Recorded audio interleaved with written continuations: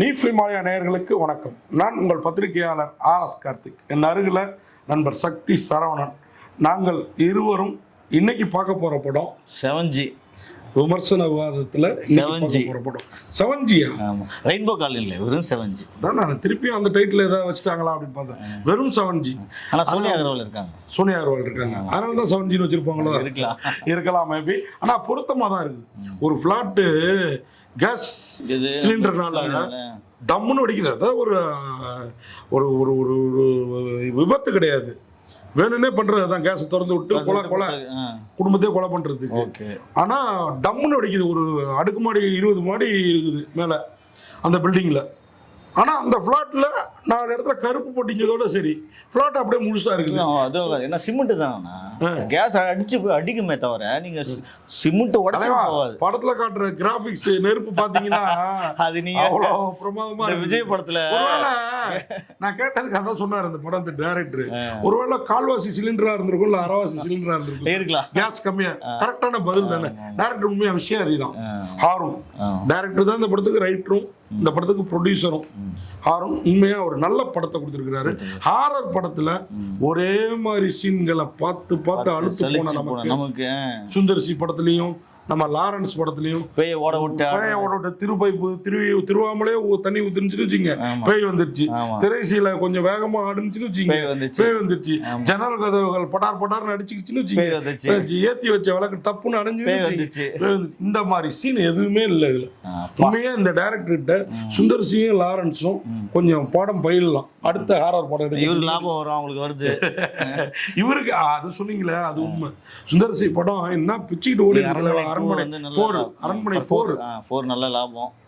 நமக்கு அது போரா தெரிஞ்சுது சில இடங்கள். ஆனா அரண்மனை 4 இல்ல 2, 3 இது மேல நினைச்சிட்டாங்க. ஆனா உண்மையா அந்த படங்கள் எல்லாம் கொண்டாடுறவங்க, அந்த ஆர்டிஸ்ட பார்த்து கொண்டாடுறாங்கல்ல மக்கள், இந்த மாதிரி ஒரு கன்னி முயற்சியை பாராட்டணும், கொண்டாடணும். கண்டிப்பா தியேட்டர்ல போய் படம் பார்க்கணும். உண்மையா அந்த ஹாரர் எஃபெக்ட்டுங்க. நான் எவ்வளவோ ஹாரர் படம், நம்ம தான் வாரத்துக்கு 2-4 படம் பார்க்குறோன்னா அதில் ஒரு ஹாரர் வந்துடுது. அந்த மாதிரி ப்ரெஷோவில் இந்த படம் வித்தியாசமாக இருந்தது. இந்த படத்தை உண்மையா பார்த்து செதுக்கி இருக்கிறத சொல்லுவோம்ல, அந்த மாதிரி சில லாஜிக் குறைபாடுகள் இருந்தது.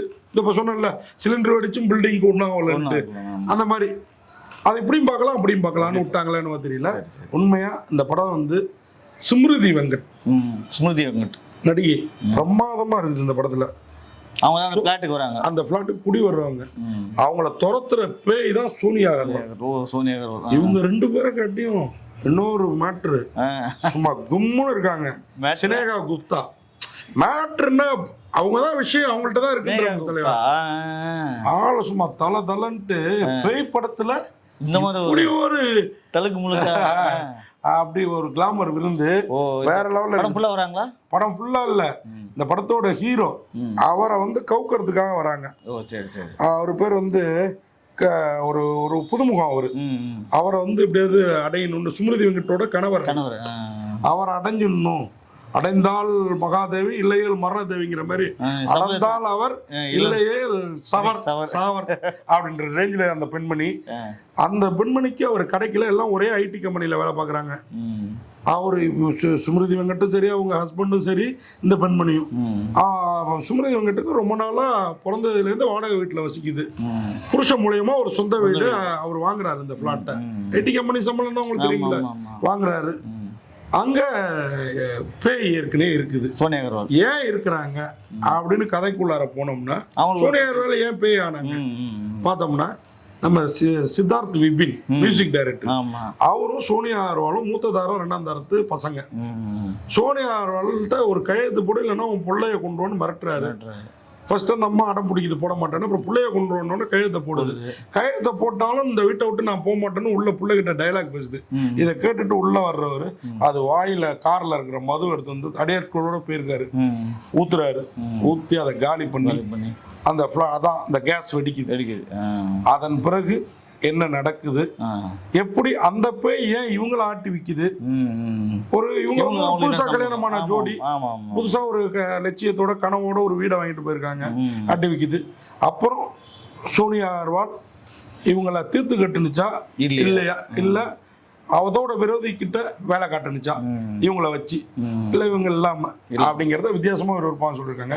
இதுல என்ன ட்விஸ்ட்னா, நான் சொன்னேன்ல இந்த அஜால் குஜால் குப்தா, சினேகா குப்தா, அந்த பெண்மணி ஹீரோ ஒன் சைடா லவ் பண்ணாங்க. அவர் கிடைக்கல ஒன்று பொம்மையை எடுத்து வச்சு மாய மந்திரம் எல்லாம் பண்ணி ஒரு இந்த ஆன்லைன்லயே இப்பெல்லாம் காசு கட்டி மந்திரம் தெரிஞ்சுக்கலாம்ல, செய்வன மாந்திரிகத்தெல்லாம் பண்ணிட்டு இருக்குது.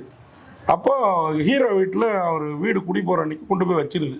அந்த பொம்மை தான் இத்தனை வேலையும் காட்டுதுன்னு நம்ம நினைச்சிட்டு இருந்தோம்னா அந்த பொம்மை டம்மி பொம்மை.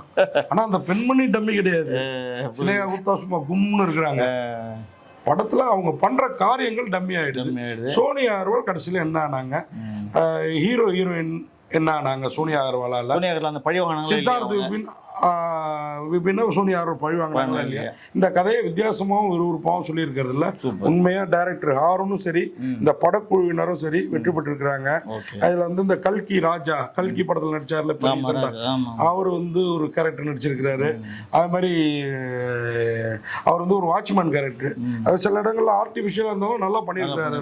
அது மாதிரி இந்த ஹீரோ வர்றவரும் நல்லா பண்ணியிருக்கிறாரு. சுப்பிரமணியன் சிவா வந்து பக்கத்து வீட்டுக்காரரா தன் மனைவியோட, மனைவி வந்து இந்த பிளாட்ல இப்படி ஒரு கொடூரம் நடந்ததுன்னு சொல்ல போறப்பெல்லாம் வேணாமான்னு தடுக்கிற ஒரு கேரக்டர். வேலை வெட்டி இல்லாம தலைமை வீட்லயே இருக்கிறாப்லயே அப்படின்னு நம்ம கேட்க தோணுது. அது என்னங்கிறது டைரக்டர் தான் விளக்கணும். ஓகேங்களா.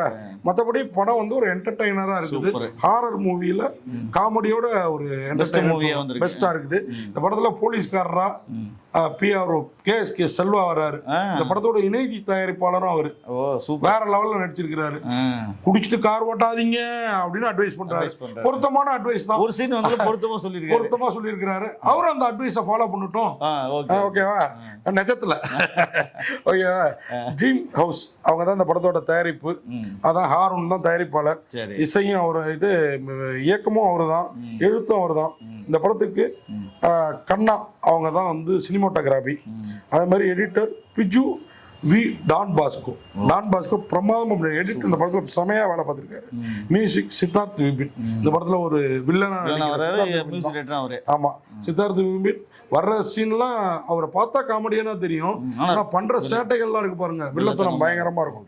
பொதுவாகவே காமெடியன்கள்ட்ட ஒரு வில்லத்தனம் இருக்கும். அது கரெக்டா சித்தார்த் விபினுக்கு பொருந்தி இருக்குது. மொத்தத்துல இந்த 7G ரெயின்போ காலனி அளவுக்கு இல்லைனாலும் 7G அப்படிங்கிற பேருக்கு ஏற்ற அளவுக்கு சோனியா பயமுறுத்துற படமா இருக்குது. கண்டிப்பா இதுக்கப்புறம் எங்கேயாவது பிளாட்ல 7Gன்னு யாராவது பிளாட் பார்த்தாங்கன்னா இந்த படம் கொஞ்சம் ஒரு மனசுல வந்து போகும், நம்பரை மாத்துங்க அப்படின்ற லெவல். ஒரு நல்ல படம் போய் தியேட்டர்ல பாருங்க. ஹாரர் மூவி, ஹாரரை விரும்புறவங்க கண்டிப்பா அந்த படத்தை பார்க்கணும். நன்றி, வணக்கம். இந்த வீடியோ உங்களுக்கு பிடிச்சிருந்தா லைக் பண்ணுங்க, கமெண்ட் பண்ணுங்க, ஷேர் பண்ணுங்க, சப்ஸ்கிரைப் பண்ணுங்க.